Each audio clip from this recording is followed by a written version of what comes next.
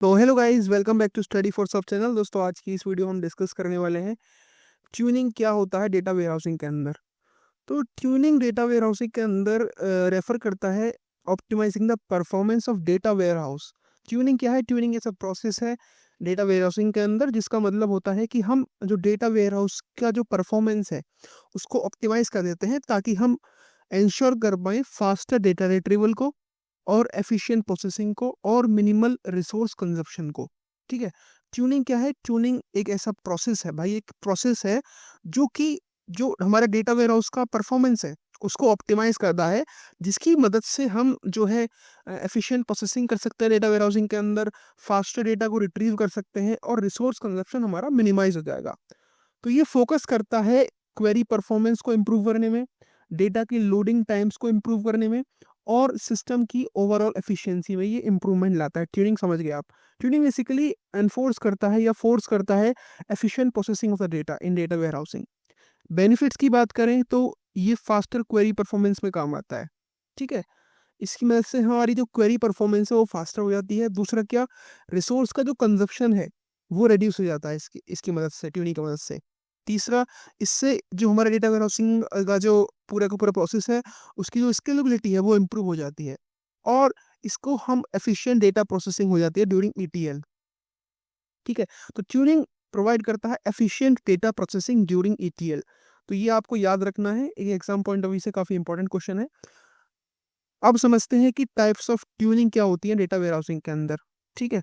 तो हमारे पास basically 6 types की ट्यूनिंग होती है डेटा वेयरहाउसिंग के अंदर। पहला है क्वेरी ऑप्टिमाइजेशन। तो क्वेरी ऑप्टिमाइजेशन क्या होता है? इसके अंदर हम एसक्यूएल क्वेरीज जो होती हैं, एसक्यूएल क्वेरीज की मदद से ही हम डेटा को रिट्रीव या सब कुछ करते हैं डेटा का अपने डेटा वेयरहाउसिंग के अंदर। तो क्वेरी ऑप्टिमाइजेशन में क्या होता है कि हमारी जो एसक्यूएल क्वेरीज हैं उनको ऑप्टिमाइज किया जाता है। इसकी मदद से क्या होता है कि हम एग्जीक्यूशन टाइम जो है उसको रिड्यूस कर देते हैं। तो क्वेरी ऑप्टिमाइजेशन क्या करता है? It means we are optimization SQL queries to reduce execution time with the help of indexing या partitioning या rewriting, इस इन सारे मेथड्स की मदद से। तो मेथड्स कौन कौन से यूज हो रहे होते हैं इसमें? हम क्या कर रहे होते हैं? प्रॉपर इंडेक्सेस क्रिएट करते हैं, हम मेटरलाइज्ड व्यूज क्रिएट करते हैं और पार्टीशन करते हैं लार्ज टेबल्स को। ठीक है। तो types of tuning in data warehousing की बात करें तो पहला है क्वेरी ऑप्टिमाइजेशन, दूसरा है ईटीएल ऑप्टिमाइजेशन, यानी कि हम इंप्रूव करते हैं एक्सट्रैक्ट, ट्रांसफॉर्म और लोड प्रोसेसेस को, जिसकी मदद से हम फास्टर डेटा लोडिंग कर पाते हैं वेयरहाउस के अंदर। ईटीएल को तो आप बताइए क्या होता है। अगला है मेथड्स, क्या इस यूज़ कर रहे होते हैं? इसके अंदर हम पैरेलल प्रोसेसिंग का यूज़ करते हैं, बल्क इंसर्ट्स का यूज़ करते हैं और मिनिमाइज करते हैं ट्रांसफॉर्मेशन कॉम्प्लेक्सिटी को।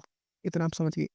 तीसरा हमारे पास ट्यूनिंग का टाइप है वो इंडेक्सिंग, यानी कि हम इंडेक्सेस को क्रिएट करते हैं to speed up query execution by allowing faster data retrieval. मतलब हम इंडेक्सेस क्रिएट करते हैं, टू स्पीड अप, किसके लिए? क्वेरी एग्जीक्यूशन को स्पीड अप करने के लिए, क्योंकि इसके जरिए हम फास्टर डेटा रिट्रीवल को अलाउ कर देते हैं। इसके अंदर हम कौन कौन से मेथड्स का यूज़ करते हैं? बिटमैप का यूज़ करते हैं, बी ट्री का यूज़ करते हैं या क्लस्टर इंडेक्सेस का यूज़ करते हैं क्वेरी बटन के हिसाब से। चौथा है पार्टिशनिंग। पार्टिशनिंग में क्या होता है? हमारे पास बहुत बड़ा टेबल जो होता है, लार्ज डेटा टेबल्स हैं, उनको हम छोटे छोटे पार्ट में पार्टीशन कर देते हैं। ठीक है। क्यों करते हैं ऐसा? ताकि हम जो एक हमारा लार्ज डेटा सेट है उसको हम मैनेजेबल डेटा सेट्स के अंदर तोड़ देंगे, ताकि हर एक जो हमारे पास एक ये स्मॉलर स्मॉलर डेटा सेट्स हैं इनको हम इजीली मैनेज कर पाएँ। तो पार्टिशनिंग क्या होता है? इसके अंदर हम क्या कर रहे होते हैं? लार्ज डेटा टेबल्स को स्मॉलर डेटा टेबल्स के अंदर डिवाइड कर रहे होते हैं, जो कि छोटे छोटे होते हैं, जिनको हम इजीली मैनेज कर पाते हैं, ताकि हम क्या कर पाएँ? क्वेरी परफॉर्मेंस को एनहेंस कर पाएँ और पैरेलल प्रोसेसिंग को एनहेंस कर पाएँ। इसके लिए हमारे पास कौन-कौन से मेथड्स होते हैं? इसके लिए हमारे पास रेंज पार्टिशनिंग होता है, हैश पार्टिशनिंग होता है, लिस्ट पार्टिशनिंग होता है, जो कि मैं आपको पढ़ा चुका हूँ। फिफ्थ है हमारे पास कैशिंग। कैशिंग में क्या होता है कि हम फ्रीक्वेंटली एक्सेस डेटा को स्टोर करते हैं मेमोरी के अंदर for faster data retrieval. Caching में क्या होता है?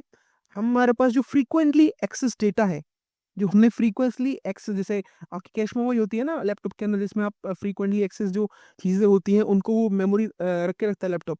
तो उन उसको क्या करता है ये कैशिंग? कैशिंग के अंदर हम जो फ्रीक्वेंटली एक्सेस डेटा है उसको क्या कर रहे होते हैं? स्टोर कर रहे होते हैं मेमोरी के अंदर फॉर फास्टर डेटा रिट्रीवल। इसके लिए कौन कौन से मेथड यूज होते हैं? मेट्रोलाइज व्यूज, क्वेरी रिजल्ट कैशिंग, ये सारे चीज़ों को हम इस्तेमाल कर रहे होते हैं।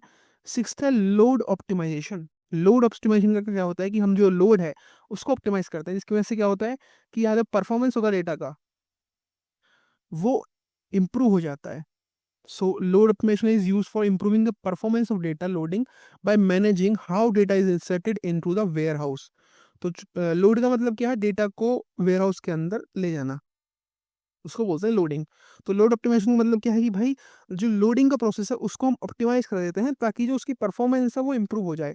तो इसको ऑप्टिमाइज करने के लिए, लोड ऑप्टिमाइजेशन के लिए हमको कौन कौन से मेथड्स लगते हैं, हम यूज़ करते हैं बल्क लोड्स का, और हम अवॉइड करते हैं अननेसेसरी ट्रांसफॉर्मेशन का ड्यूरिंग लोड, या एक पार्ट से दूसरे पार्ट ऑफ से डेटा को ट्रांसफॉर्म करें, ये हम लोडिंग में नहीं करते, ये बाद में कर सकते हैं हम।